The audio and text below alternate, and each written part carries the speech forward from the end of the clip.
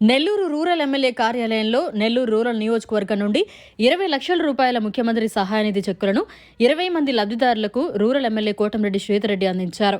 కూటమి ప్రభుత్వం అధికారంలోకి వచ్చిన తర్వాత ముఖ్యమంత్రి నారా చంద్రబాబు నాయుడు ముఖ్యమంత్రి సహాయనిధికి చాలా ఎక్కువ నిధులు కేటాయిస్తున్నారని, చెక్కులను వేగవంతంగా లబ్ధిదారులకు చేరుస్తున్నారన్నారు.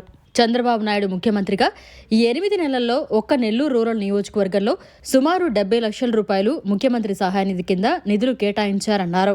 ఈ ముఖ్యమంత్రి సహాయనిధి వలన చాలా మంది పేద, నిరుపేద, సామాన్య మరియు మధ్యతరగతి కుటుంబాలకు ఎంతో మేలు జరుగుతుందని రూరల్ ఎమ్మెల్యే కోటంరెడ్డి శ్రీధర్రెడ్డి తెలియజేశారు.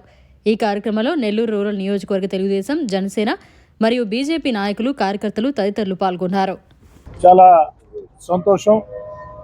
నెల్లూరు రూరల్ నియోజకవర్గంలో ముఖ్యమంత్రి గారి సహాయ నిధి కింద ఈరోజు 20 మందికి 20 లక్షల రూపాయలు డబ్బులు అందివ్వడం జరిగింది.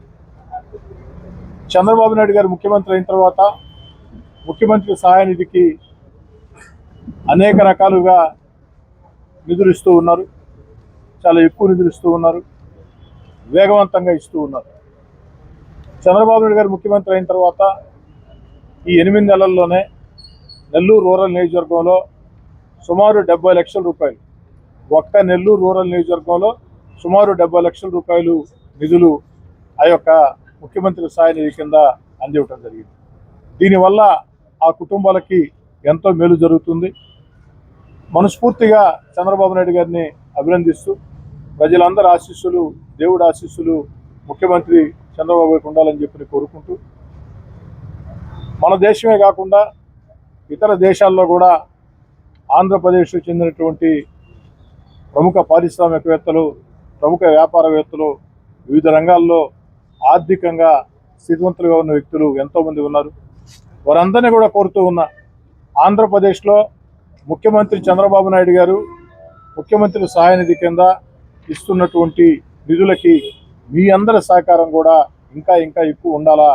దీనివల్ల సామాన్య మధ్యతరగతి కుటుంబాలకి ఎంతో మేలు జరుగుతాయి.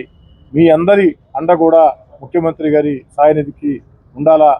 అదేవిధంగా ఏదైతే అన్నా క్యాంటీన్లని అన్ని రకాల కూడా ప్రోత్సహిస్తూ సామాన్యుడి ఆకలి తీర్చే అన్నా క్యాంటీన్లకు కానీ, సామాన్యుల ఆరోగ్యానికి సంబంధించి ముఖ్యమంత్రి సహాయ నిధికి కానీ ముఖ్యమంత్రి చంద్రబాబు నాయుడు గారు చేస్తున్నటువంటి ఈ యొక్క మంచి పనికి దేశ విదేశాల్లో ఉండే ఆంధ్రప్రదేశ్ పారిశ్రామికవేత్తలు అందరూ అండగా నిలవాలని చెప్పాను.